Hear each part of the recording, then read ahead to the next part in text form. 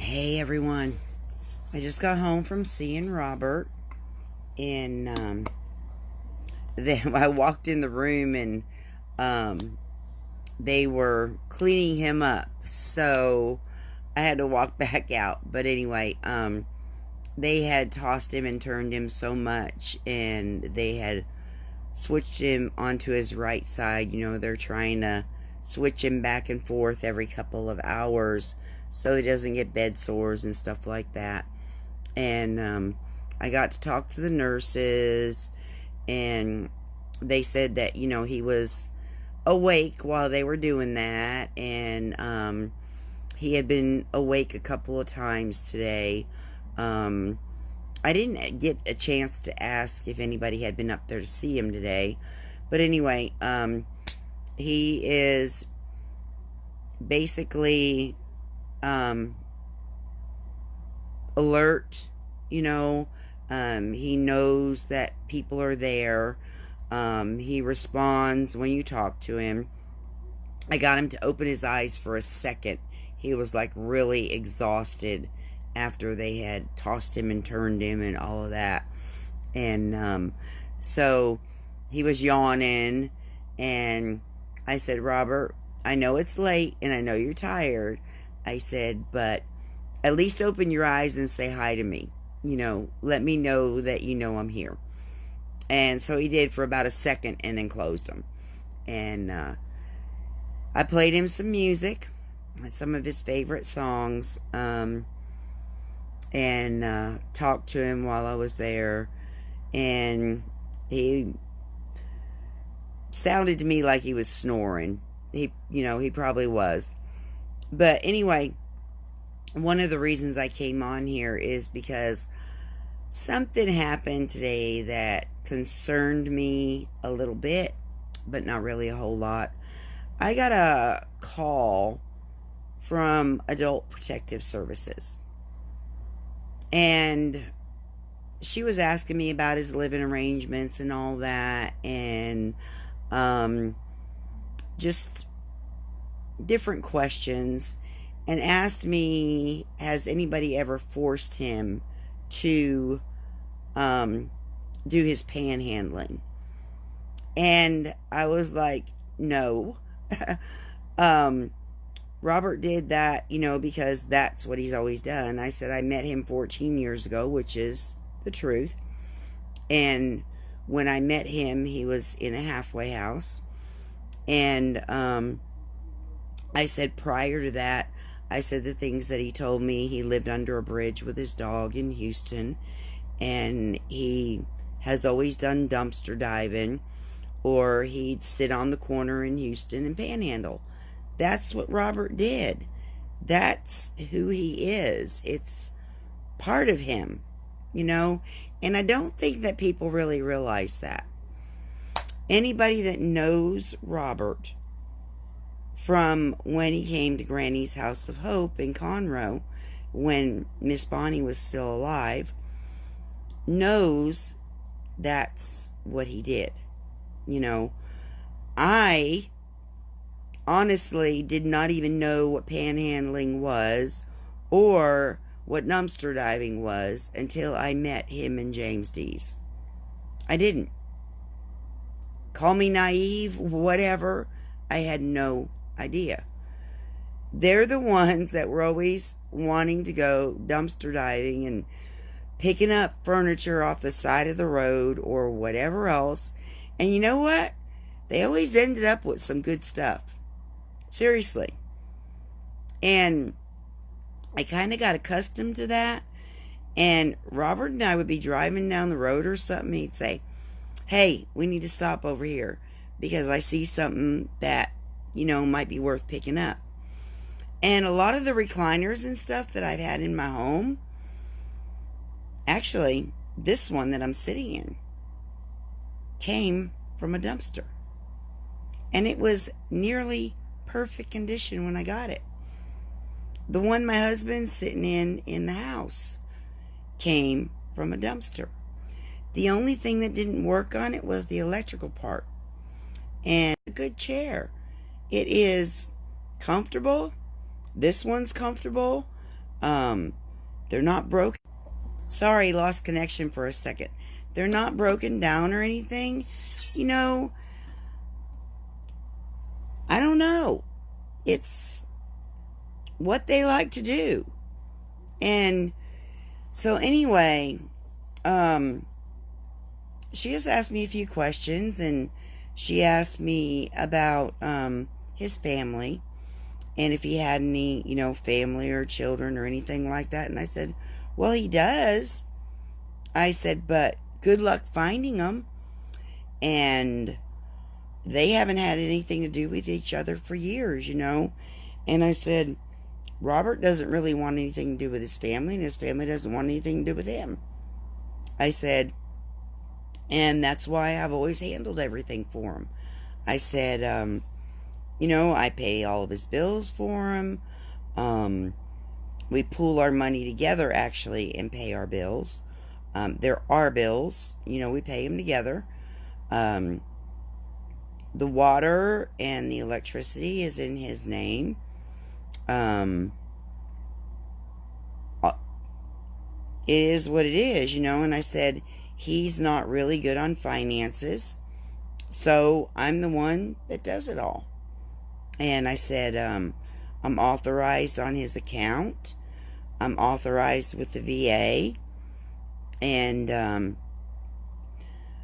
then she asked me, well, does anybody have a power of attorney? And I told her, and I told you guys, I just found it the other day. And I actually faxed it up to the hospital. And I said, yeah, me. I said, he's been with me for 14 years. And, we've always helped each other. So anyway, then she asked me, she said, well, is he going to be able to come home? And I was like, well, I don't really have a place for him right now. Not in the condition he's in,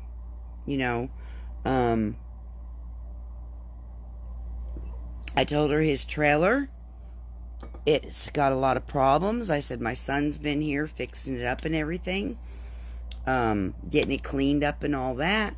I said, but in order to keep it from leaking, we have a tarp over top of it. I was honest, because that's the way it is. My son has cleaned all the carpeting in there with my carpet machine. He has been rearranging and boxing up stuff and stacking it in the back room, fixing things over there, fix the water leaks and all of that, because I haven't really had anybody that has had time to be able to do all that stuff. And so, now all that's done, and I guess we could put a ramp out there, and Robert could stay in the trailer now. It's not really that bad since it's been cleaned up. And I believe hospice, I could get him on hospice, and they could come out several times during the day and do whatever care he needs, along with me as his caretaker. I don't know. I have no idea why this lady was really calling or what the plan of action is. I really don't. So I guess tomorrow I'm going to get with Home Health, which is who, between the VA and Home Health, is how I got signed up as his caretaker. And see what can be done and call the hospital and find out, exactly what type of care he's going to be needing if he does come home, what the VA will furnish, what Home Health will do. I don't know. I've never had to do anything like this before. I've done caretaking for people that had Parkinson's disease, that I actually had to, get them in and out of bed, bathe them, all of that kind of stuff. Some of them had to be hand fed, but I've never cared for anybody that didn't have any type of physical movement, and he doesn't have any physical movement, just the facial movement at this point. That's not to say that, it took this long for him to get this far. Okay? So that's not to say that every day he's not going to progress more. I don't have those answers. Only God has those answers. So I just don't know. And if anybody's ever been through this, maybe y'all have some suggestions for me, because I really don't know what the next step is. I don't know if I should maybe try to find a facility that's close around here to try to get him into, where he has round-the-clock care, which I'm here 24/7, but unless he was in my home, which Richard's there now too, but my son's not going to want to deal with all that. I'll just be honest. He's not going to want to deal with all that. It's going to be on me and my shoulders. And with the 2 kids, I don't honestly know that I would be able to do it without somebody else here to help me.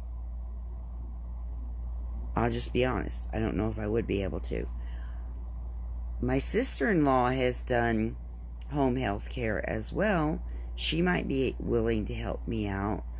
But I don't know. I mean, I'd love to have him home. I would. But I would love it even more if I had a room on this house that he could be in. Where he'd just be right here. And I could keep a better eye on him. I know that before all this happened, Robert was talking to a lady that was going to donate a trailer to us. If I can find her phone number and call her, and we can get that property cleared up with some help, it's going to take help, and get somebody to move the trailer in here, he would have either way, either we'd have a 3-bedroom trailer and he would have the house, or vice versa. And it'd probably be better if he had the house, because he doesn't need that big of a place. So I don't know. Everything's just like up in the air right now. And I'm not real sure what to do, where to even begin.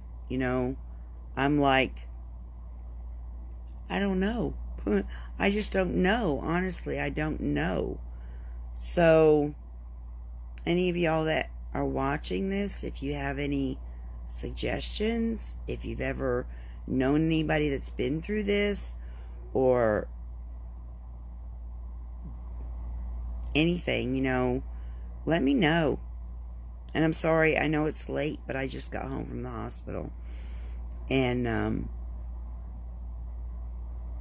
I was thinking about this all the way home. I got this call this afternoon, and all the way home from the hospital, I was thinking about this, and I'm like, yeah, I just kind of felt like they're trying to get ready to bring him home. And I'm not sure. So I've got to find all this out. Anyway, I'm going to let y'all go, and I'm going to sit here and try to stop the wheels from spinning, because right now they're spinning, and go to bed pretty soon, because I'm getting tired.